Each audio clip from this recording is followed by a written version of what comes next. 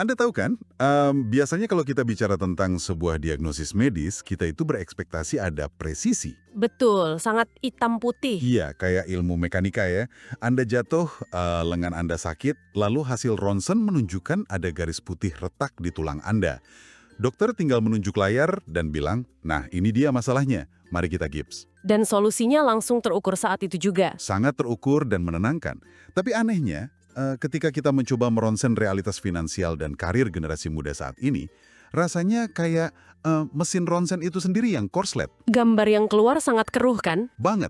Banyak orang tua atau generasi sebelumnya melihat hasil ronsen yang buram ini dan langsung mendiagnosis dengan satu kata, yaitu pemalas.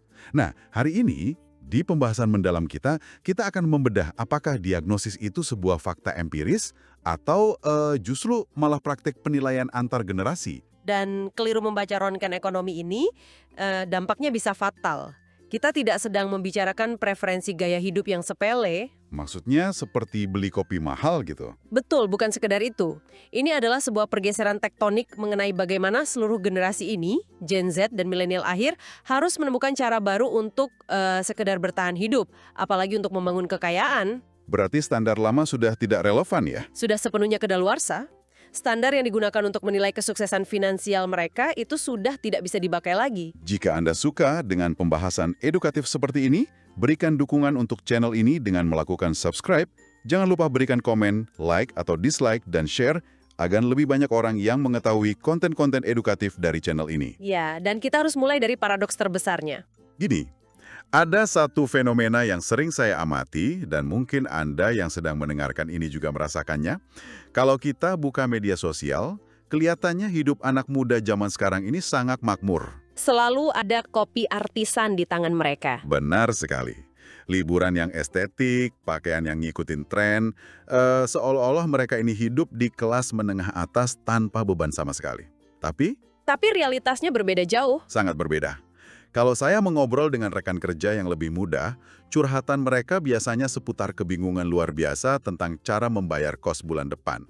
Atau panik ketika laptop mereka tiba-tiba rusak. Ya, karena mereka tidak punya jaring pengaman. Tepat. Ada jurang yang sangat lebar antara etalase digital mereka dan realitas isi dompetnya. Dari kacamata ekonomi, apa yang sebenarnya terjadi di balik layar ini secara angka? Pengamatan Anda menyentuh inti dari ilusi statistik yang sedang kita hadapi secara nasional di tahun 2026 ini. Kalau kita bedah data dari laporan statistik terbaru, secara demografi, lebih dari sepertiga, hampir 37% dari total penduduk yang dikategorikan sebagai kelas menengah adalah generasi Z dan Alpha. Wow, 37%. Itu angka yang sangat besar. Sangat besar. Gen Z sendiri menyumbang lebih dari 24% di dalamnya. Jadi secara di atas kertas, mereka sudah masuk ke sabuk pengaman ekonomi.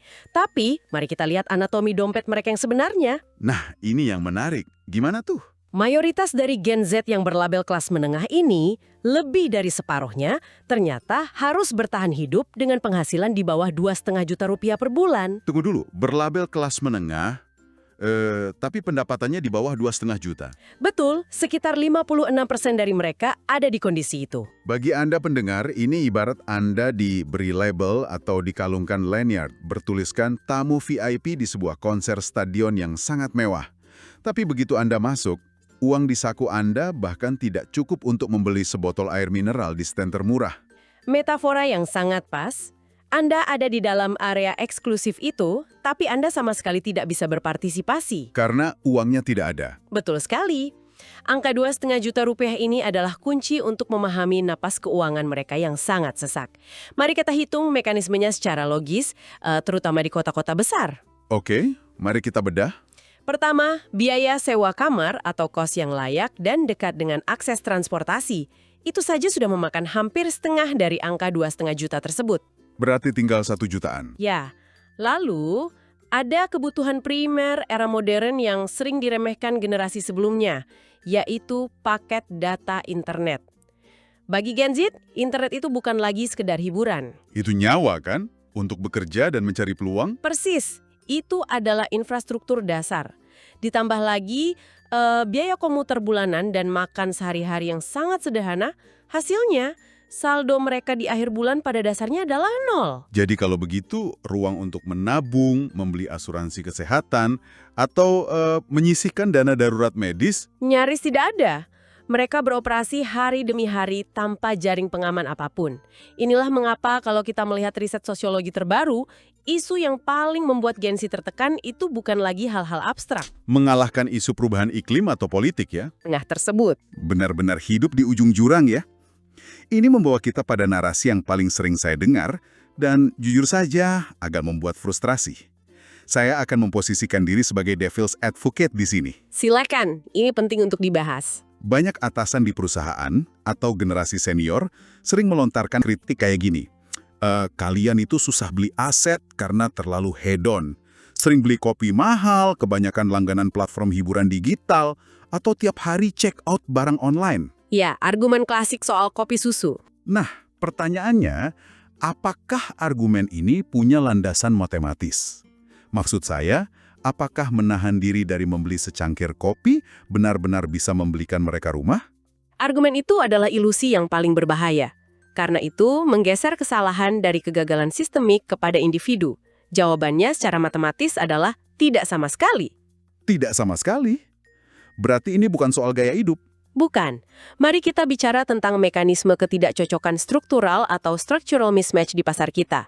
Akar masalahnya ada pada cara aset dan upah bertumbuh. Oke, mari kita lihat data inflasi 2026. Sepanjang dekade terakhir hingga tahun ini, harga properti melesat naik dengan rata-rata di atas 10,5% per tahun. Wow, 10,5%?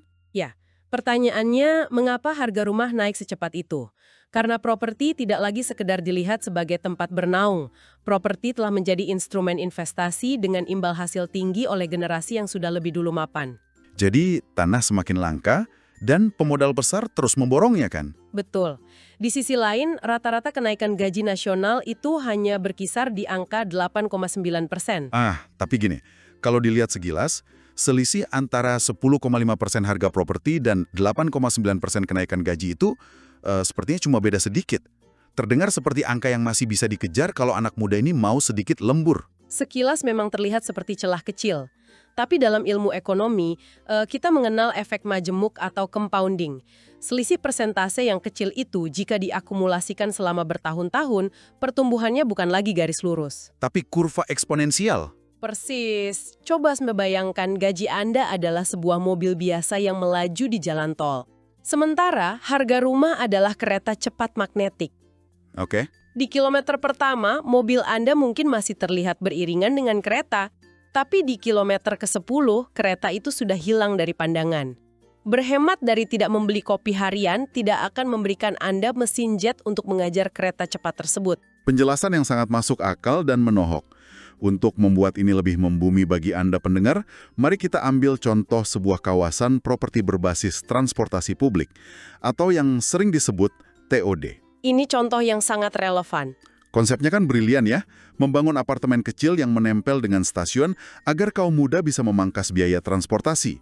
Tapi mari kita bedah harganya.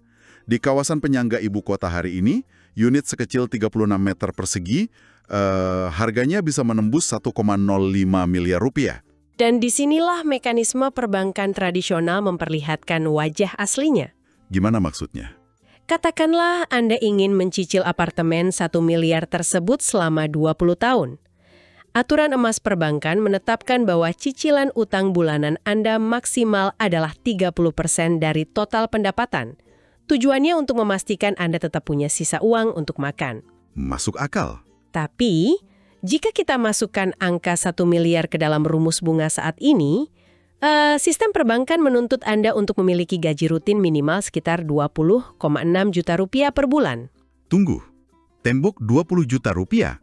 Padahal baru saja di segmen sebelumnya kita membahas bahwa realitas dompet mayoritas kelas menengah muda kita mentok di bawah 2,5 juta. Disparitas inilah yang menjadi inti dari apa yang disebut sebagai future anxiety atau kecemasan akan masa depan. Hampir 40% dari generasi muda menunjuk ketidakamanan finansial sebagai pemicu stres tertinggi mereka. Oh wow, 40%?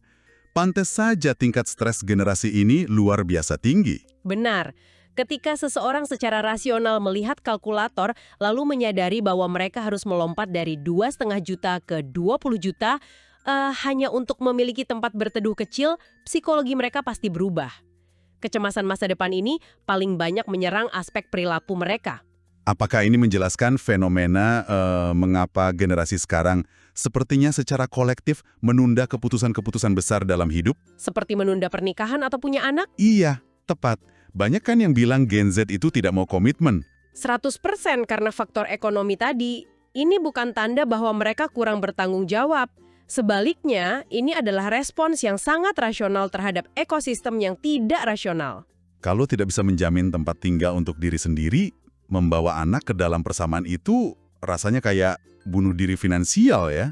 Tepat, mereka memilih untuk menunda karena mereka menghitung resikonya secara presisi. Jadi kalau bekerja secara formal dengan gaji rutin saja, terbukti gagal mengantarkan mereka pada kepemilikan aset, lalu apa yang mereka lakukan? Mereka pasti tidak sekedar pasrah dong. Tentu tidak. Mereka mencari sekoci penyelamat. Dan sekoci itu bernama gig ekonomi atau ekonomi digital. Fenomena side hustle. Kayaknya setiap anak muda yang saya kenal punya profesi tambahan deh di luar pekerjaan utamanya. Dan pemerintah sangat mendukung perluasan ruang kerja digital ini di berbagai kota. Betul, targetnya sangat serius. Kalau tidak salah, pemerintah menargetkan valuasi ekonomi digital kawasan Asia Tenggara mencapai 2 triliun dolar AS pada 2030 kan? Benar, dan dampaknya langsung terasa ke kantong mereka. Banyak Gen Z yang mendapat tambahan 25 hingga 50% pendapatan hanya dari pekerjaan sampingan ini, entah sebagai desainer lepas, pengelola media sosial, atau kreator. Tapi tunggu, ada satu rantai yang sepertinya terputus di sini. Kalau mereka sudah berhasil beradaptasi, mencari uang tambahan dengan gig ekonomi, kenapa data kepemilikan rumah mereka tetap rendah? Pertanyaan bagus. Maksud saya, bukankah aliran uang kas tambahan ini seharusnya menyelesaikan masalah keterjangkauan bank tadi? Disinilah letak ironi terbesar dari sistem keuangan kita. Selama puluhan tahun, sistem penilaian kredit atau credit scoring di bank-bank itu dibangun murni untuk melayani era industri. Mesin perbankan kita sangat kaku. Kaku seperti apa? Mereka diprogram untuk hanya mengenali satu jenis dokumen validitas, yaitu slip gaji cetak dari Departemen HRD dengan stempel basah perusahaan. Astaga, jadi kalau Anda pekerja gig ekonomi yang pendapatannya mungkin lumayan besar, tapi uangnya ditransfer dari platform digital? Anda ditolak. Tanpa slip gaji formal, Anda dianggap tidak kasat mata oleh sistem perbankan. Mengajukan KPR dengan bukti riwayat transfer di dompet digital itu ibarat mencoba membayar langganan software modern pakai koin fisik. Mesinnya menolak. Itu pasti sangat membuat frustrasi ya. Berjuang melawan inflasi sudah berat, tapi pas akhirnya punya uang, institusinya malah menolak karena format dokumennya beda. Betul, tapi ada kabar baik di tahun 2026 ini. Nah, ini yang saya tunggu-tunggu. Apa perkembangannya? Bank-bank nasional akhirnya mulai sadar dan mengubah paradigma kredit scoring mereka. Mereka mulai menggunakan dan melihat dokumen alternatif. Ini adalah kemenangan besar bagi pekerja sektor informal dan gig ekonomi. Wow! Jadi maksudnya bagi Anda pendengar, algoritma bank sekarang mulai diizinkan untuk melihat rekam jejak lain di luar slip gaji. Persis, mereka menganalisis seberapa disiplin Anda bertransaksi di platform e-commerce, bagaimana pola kas di dompet digital, hingga riwayat pendapatan dari agregator kerja lepas. Penilaiannya bergeser ke arah perilaku arus kas yang nyata. Berarti gerbangnya perlahan mulai terbuka ya? Sistem akhirnya belajar bahasa ekonomi digital. Tapi pertanyaan praktisnya sekarang, dengan terbukanya akses perbankan ini, apa instrumen konkret yang bisa diambil oleh Gen Z? Mengingat dompet mereka tetap terbatas. Nah, ketika pintu bank terbuka, instrumen yang harus langsung diincar adalah program perumahan bersubsidi dari pemerintah. Karena pasar bebas sudah terbukti gagal menyediakan hunian terjangkau. Ya, saya sering dengar soal skema subsidi ini. Katanya pemerintah mengizinkan DP atau uang muka hanya sebesar 1%.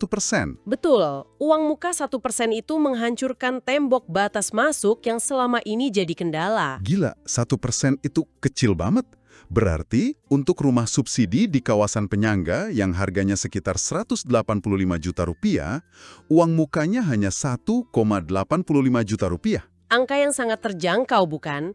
Apalagi tren sekarang pemerintah mulai menggeser fokus ke pembiayaan hunian vertikal di perkotaan supaya sesuai dengan gaya hidup mereka yang mobilitasnya tinggi.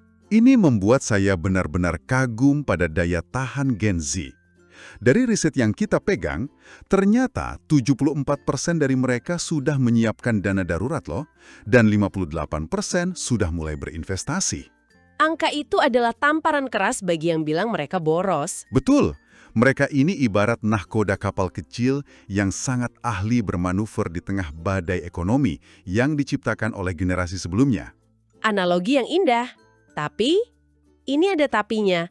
Disinilah strategi pengelolaan keuangan yang presisi menjadi mutlak. Kemudahan akses ke cicilan bersubsidi bisa jadi jebakan jika Gen Z dan milenial tidak disiplin mengatur portofolio mereka. Jebakan gimana maksudnya? Karena fluktuasi gig ekonomi tadi. Persis, pendapatan gig ekonomi itu fluktuatif. Bulan ini rame, bulan depan bisa sepi. Anda tidak boleh mengunci semua dana Anda di aset tidak bergerak seperti rumah, lalu kehabisan uang kas saat proyek sepi. Saya paham. Jadi prioritasnya harus pada likuiditas dulu ya. Dana darurat harus aman sebelum berani ambil cicilan, meskipun disubsidi pemerintah. 100%. Anda harus memprioritaskan likuiditas sebelum mengunci dana. Memanfaatkan subsidi pemerintah itu penting, tapi Anda harus punya bantalan uang tunai jika badai tiba-tiba datang. Sangat mencerahkan. Kalau kita rangkum seluruh pembahasan kita ini, kesimpulannya sangat jelas. Gen Z bukanlah generasi yang malas. Sama sekali bukan. Mereka adalah generasi yang sedang menavigasi ketimpangan struktural dengan kecerdasan digital dan tingkat adaptasi yang luar biasa tinggi. Mereka dipaksa menjadi cerdas oleh keadaan yang menekan. Tapi semua ini menyisakan satu renungan tajam yang ingin saya lempar untuk Anda yang mendengarkan, untuk dibawa pulang hari ini. Silakan. Jika intervensi struktural perumahan ini tidak terjadi cukup cepat, apakah kepemilikan aset di masa depan hanya akan menjadi hak istimewa antar generasi, alias warisan semata? Dan jika ya, apakah ini berarti konsep mobilitas sosial dan naik kelas secara ekonomi sudah mati bagi mereka yang lahir dari keluarga biasa? Itu pertanyaan yang mendalam. Bagi saya, keadilan spasial dan ekonomi harus diperjuangkan. Karena mobilitas sosial tidak boleh dibiarkan mati hanya karena sistem yang gagal beradaptasi. Terima kasih Anda telah mendengarkan pembahasan ini sampai akhir. Semoga berkah berkelimpahan tercurah pada Anda. Dan jika Anda suka dengan pembahasan edukatif seperti ini, berikan dukungan untuk channel ini dengan melakukan subscribe. Jangan lupa berikan komen like atau dislike, dan share, agar lebih banyak orang yang mengetahui konten-konten edukatif dari channel ini.